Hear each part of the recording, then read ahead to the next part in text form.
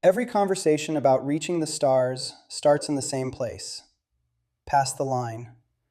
Warp drives, wormholes, folding space-time so the speed of light stops being a problem.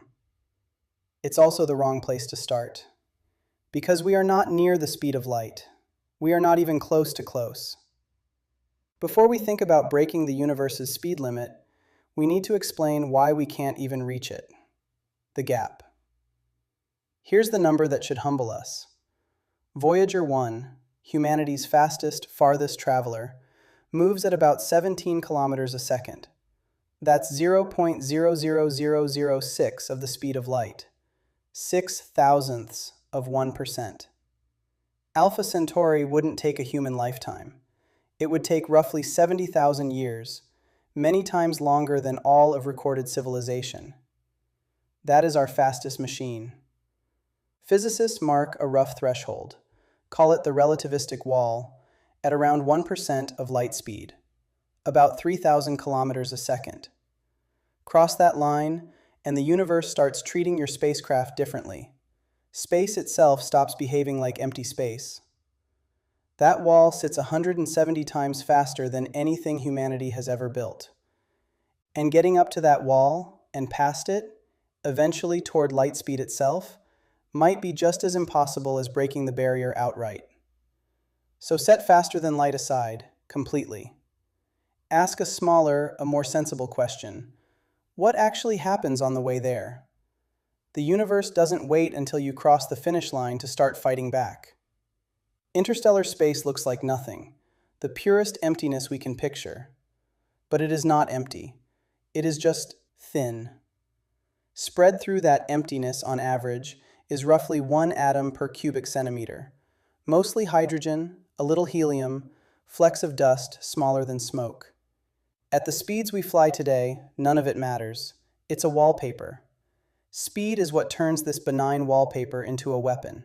There are 4 levels. The last one is honestly unfair. Level 1, 1% of light speed, climbing to 10. Kinetic energy scales with the square of speed. Doubling your velocity quadruples the danger. At these velocities, a fleck of interstellar sand hits with something like the explosive energy of a hand grenade. Not because the dust is unusual, because you're moving fast enough to turn stillness into a warhead. And that's just the rare, larger grains. Multiply the effect across every ordinary speck in your path, for years, for decades. There's no single dramatic impact. It's worse. It's erosion.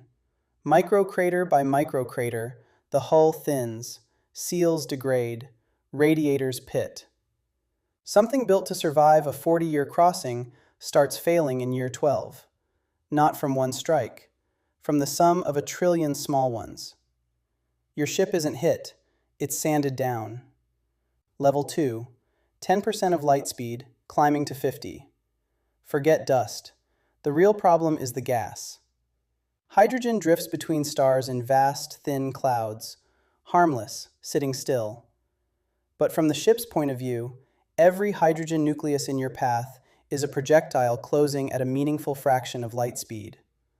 At 10% of light speed, each nucleus already carries several million electron volts of energy.